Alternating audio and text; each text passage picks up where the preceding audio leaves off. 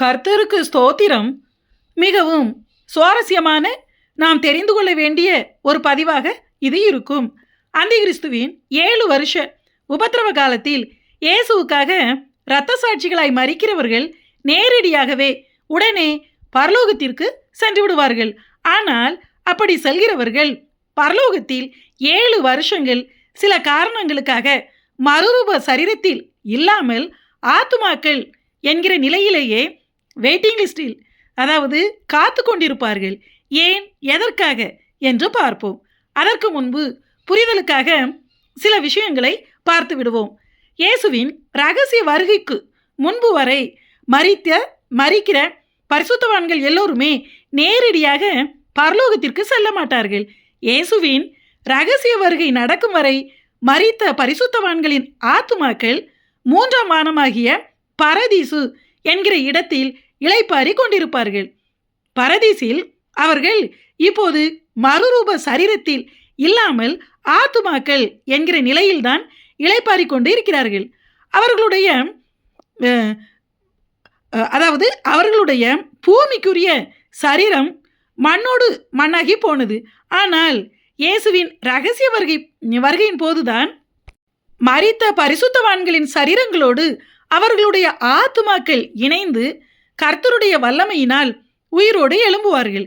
அப்படி உயிரோடு எழும்புகிற சரீரம் பரலோக சரீரமாக மறுரூபமாக்கப்பட்டு பரலோகத்திற்கு எடுத்துக்கொள்ளப்படுவார்கள்.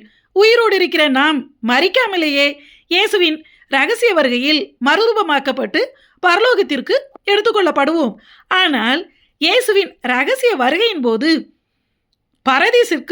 பரதீசில் ஏற்கனவே இளைப்பாரி கொண்டிருந்த பரிசுத்தவான்களின் ஆத்துமாக்கள் மறுரூப சரீரத்தோடு பரலோகத்திற்கு எடுத்துக்கொள்ளப்படும் போது அவர்கள் அதுவரை இளைப்பாரி கொண்டிருந்த பரதீசு என்கிற இடமும் பரலோகத்திற்கு எடுத்துக்கொள்ளப்படும், பரலோகத்துடன் இணைக்கப்பட்டுவிடும்.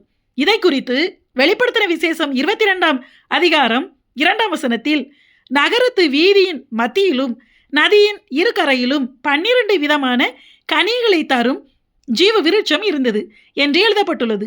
இந்த வசனம் பரலோகத்தில் உள்ள நகரத்தில் ஜீவ விருட்சம் இருப்பதாக கூறப்பட்டுள்ளது. ஆனால் ஜீவ விருட்சம் எந்த இடத்தில் இருக்கிறது என்றால், வெளிப்படுத்தின விசேஷம் 2ஆம் அதிகாரம் 7ஆம் வசனத்தில், ஆவியானவர் சபைகளுக்கு சொல்லுகிறதை காதுள்ளவன் கேட்க கடவன். ஜெயம் கொள்ளுகிறவன் எவனோ அவனுக்கு தேவனுடைய பரதீசின் மத்தியில் இருக்கிற ஜீவ விருட்சத்தின் கனியை புசிக்க கொடுப்பேன் என்று எழுதப்பட்டுள்ளது. அதாவது பரதீசின் மத்தியில்தான் ஜீவ விருட்சம் இருக்கிறது. இந்த பரதீசு என்கிற இடம் இயேசுவின் இரகசிய வருகையின் போது பரலோகத்துடன் நித்தியமாக இணைக்கப்பட்டு விடும்.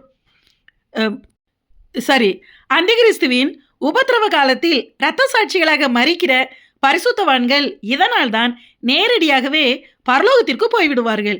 ஏனென்றால் இப்போது போல் அந்த ஆத்துமாக்கள் இளைப்பாறுவதற்கு பரதீசு என்று ஒரு இடம் தனியாக அப்போது கிடையாது. அதனால்தான் அந்திகிறிஸ்துவின் உபத்திரவ காலத்தில் இயேசுவை மறுதலிக்காமல் இரத்த சாட்சிகளாய் மரிக்கிறவர்களுடைய ஆத்துமாக்கள் நேரடியாகவே பரலோகத்திற்கு போய்விடுவார்கள். ஆனால் அப்படி போகும்போது அவர்கள் மறுரூபமான சரீரத்தில் போக மாட்டார்கள், ஆத்துமாக்கள் என்கிற நிலையிலேயே போவார்கள். இப்போது மரிக்கிற பரிசுத்தவான்கள் பரதீசில் ஆத்துமாக்கள் என்கிற நிலையில் இருப்பது போல் உபத்திரவ காலத்தில் இரத்த சாட்சிகளாய் மரிக்கிற பரிசுத்தவான்களும் ஆத்துமாக்கள் என்கிற நிலையிலேயே பரலோகத்திற்கு போய் அங்கே இளைப்பாரி கொண்டு இருப்பார்கள். அவர்களுடைய மண்ணான சரீரம் பூமியில்தான் இருக்கும். அவர்கள் எதுவரை இப்படி ஆத்துமாக்கள் என்கிற நிலையிலேயே இருப்பார்கள் என்றால், அந்திகிறிஸ்துவின் 7 வருஷ உபத்திரவ காலம் முடிந்து மறுபடி இயேசுவின் பகிரங்க வருகை வரை அப்படியே இருப்பார்கள். அதாவது ஆத்துமாக்கள்ங்கிற ஸ்டேஜில் இருப்பாங்க. இயேசுவின் பகிரங்க வருகையின் போதுதான் உபத்திரவ காலத்தில் இரத்த சாட்சிகளாய் மரித்த பரிசுத்தவான்கள் மறுரூப சரீரத்தோடு உயிர் தெழுவார்கள். அதாவது அவர்களுடைய ஆத்துமாக்கள் பூமியில் மண்ணாகி போன அவர்களுடைய சரீரங்களோடு இணைந்து தேவ வல்லமையினால் அந்த சரீரங்கள் உயிர் தெழுந்து மறுரூப சரீரமாக மாற்றப்படும். இதை குறித்து வெளிப்படுத்தின விசேஷம் 20ஆம் அதிகாரம் 4ஆம் வசனத்தில், இயேசுவை பற்றிய சாட்சி நிமித்தமும் தேவனுடைய வசனத்தின் நிமித்தமும் சிறைச்சேதம் பண்ணப்பட்டவர்களுடைய ஆத்துமாக்களையும் மிருகத்தையாவது அதன் சொரூபத்தையாவது வணங்காமலும் தங்கள் நெற்றியிலும் தங்கள் கையிலும் அதன் முத்திரையை தரித்து கொள்ளாமலும் இருந்தவர்களையும் கண்டேன். அவர்கள் உயிர்த்து கிறிஸ்துவுடனே கூட 1000 வருஷம் அரசாண்டார்கள். இதுவே முதலாம் உயிர்த்தெழுதல் என்று எழுதப்பட்டுள்ளது. இந்த உயிர்த்தெழுதல் என்பது உபத்திரவ காலத்தில் அந்திகிறிஸ்துவின் முத்திரையை போடாமல் இரத்த சாட்சிகளாய் மரித்தவர்களுடைய உயிர்த்தெழுதல். இது முதலாம் உயிர்த்தெழுதல் என்பதை சிலர் தவறாக புரிந்து கொண்டு ரகசிய வருகை கிடையாது என்றும் அந்திகிறிஸ்துவின் உபத்திரவ காலத்திற்கு பின்புதான் முதலாம் உயிர்த்தெழுதலே நடக்கிறது என்று சொல்லி அநேகரை குழப்புவார்கள். இதில் முதலாம் உயிர்த்தெழுதல் என்கிற வார்த்தையானது உபத்திரவ காலத்தில் இரத்த சாட்சிகளாக இரத்த சாட்சிகளாக உபத்திரவ காலத்திலும் பரிசுத்தவான்கள் மரிப்பார்கள். மற்ற துன்மார்க்கர்களும் பல வாதைகளால் அப்போது மரிப்பார்கள். ஆனால் இயேசுவின் பகிரங்க வருகையின் போது உபத்திரவகால இரத்த சாட்சிகளாகிய பரிசுத்தவான்களுடைய சரீரங்கள் மட்டுமே உயிரோடு எழும்புமே தவிர உபத்திரவ காலத்தில் மரித்த துன்மார்க்கர்கள் அப்போது உயிரோடு எழும்ப மாட்டார்கள். அந்த துன்மார்க்கர்கள் உலகத்தின் முடிவில் கடைசி நாளில் 1000 வருஷ அரசாட்சிக்கு பிறகுதான் நரகத்தில் தள்ளப்படுவதற்கான நியாய தீர்ப்பை பெறுவதற்காக கடைசியில் உயிரோடு எழுப்பப்படுவார்கள். அதனால்தான் இயேசுவின் பகிரங்க வருகையின் போது உயிரோடு எழுப்பப்பட போகிறவர்களை பற்றி முதலாம் உயிர்த்தெழுதல் என்று, அதாவது உபத்திரவ காலத்தில் மரித்த 2 தரப்பினரில் ஒரு தரப்பு முதலில் உயிரோடு எழும்புவதை குறித்துதான் முதலாம் உயிர்த்தெழுதல் என்று குறிப்பிடப்பட்டுள்ளதை தவிர இரகசிய வருகையின் போது உயிர்த்தெழப் போகும் பரிசுத்தவான்களின் உயிர்த்தெழுதலுக்கும் அந்திகிறிஸ்துவின் உபத்திரவகால முடிவில் இயேசுவின் பகிரங்க வருகையில் உயிர்த்தெழப் போகும் உபத்திரவகால இரத்த சாட்சிகளின் உயிர்த்தெழுதலுக்கும் எந்த சம்பந்தமும் கிடையாது என்பதை நாம் புரிந்து கொள்ள வேண்டும்.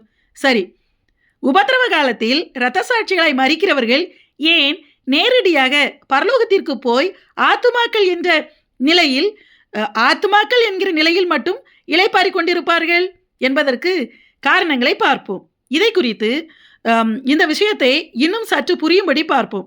வெளிப்படுத்தின விசேஷம் 6ஆம் அதிகாரம் 9ஆம் வசனத்திலிருந்து 11ஆம் வசனங்கள் வரை தேவ வசனத்தின் நிமித்தமும் தாங்கள் கொடுத்த சாட்சி நிமித்தமும் கொல்லப்பட்டவர்களுடைய ஆத்துமாக்களை பலிபீடத்தின் கீழே கண்டேன்.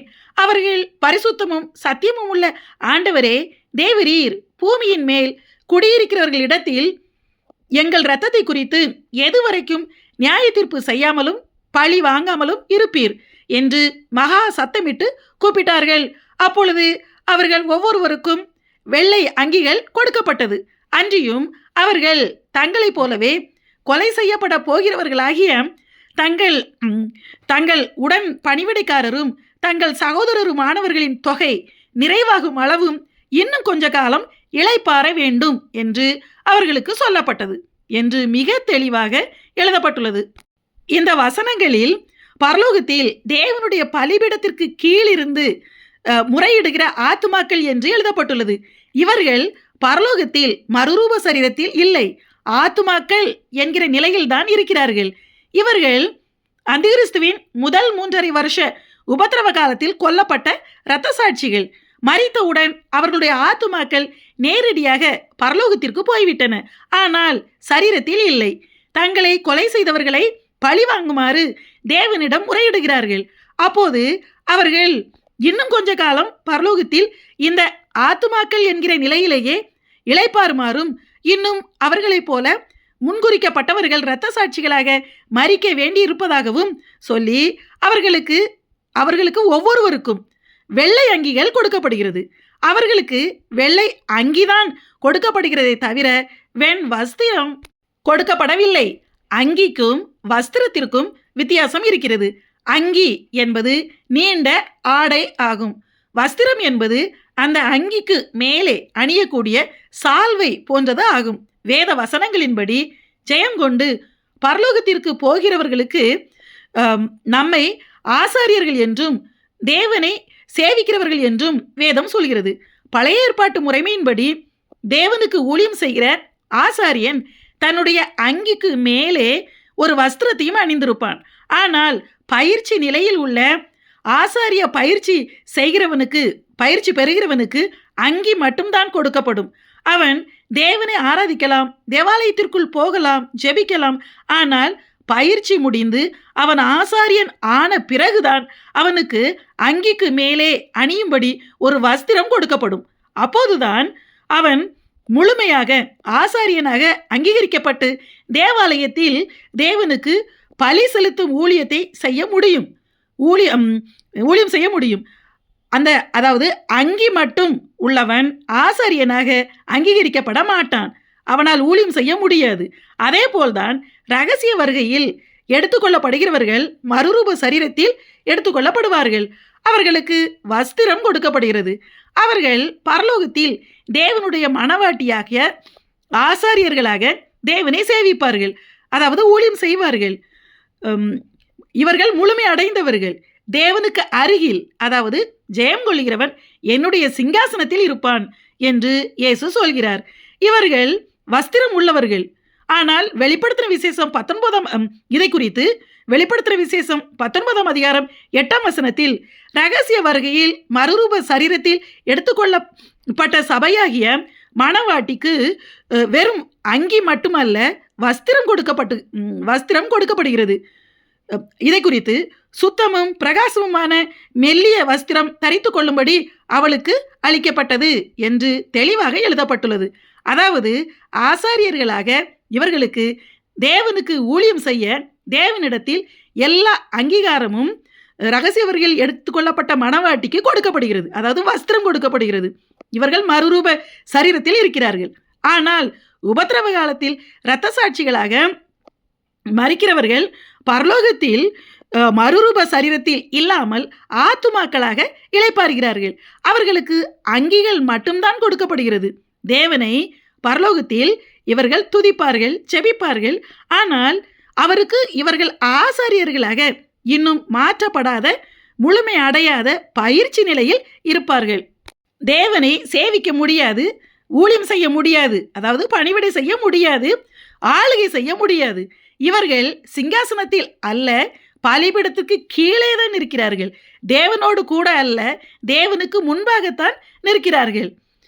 பகிரங்க வருகையின் போது, அதன் பிறகு பகிரங்க வருகையின் போது 7 வருஷ உபத்திரவ காலம் முடியும் வரை, அதாவது மரிக்கிறவர்கள் ஆத்துமாக்கள் என்கிற இப்படிப்பட்ட நிலைமையிலே தான் பரலோகத்தில் இருப்பார்கள். அந்த 7 வருஷமும் 7 வருஷம்னா அந்த 7 வருஷத்தில் ஒவ்வொரு கேப்லையும் ஒவ்வொரு டைமும் மரிக்கிற எல்லோருமே நேரடியாக பரலோகத்துக்கு போயிடுவாங்க. ஆத்துமாக்களாக அந்த 7 வருஷம் முடிகிற வரைக்கும் அந்த பீரியடில் இருக்கிறவங்க இருப்பாங்க. ஆனால் 7 வருஷ முடிவில் இயேசுவின் பகிரங்க வருகையின் போது தான் இந்த ஆத்துமாக்கள் பூமியில் உள்ள அவர்கள் சரீரங்களோடு இணைந்து உயிர் தெழுந்து தேவ வல்லமையினால் உயிரோடு இவர்கள் எழுப்பப்பட்டு மறுரூப சரீர நிலைக்கு மாறுவார்கள்.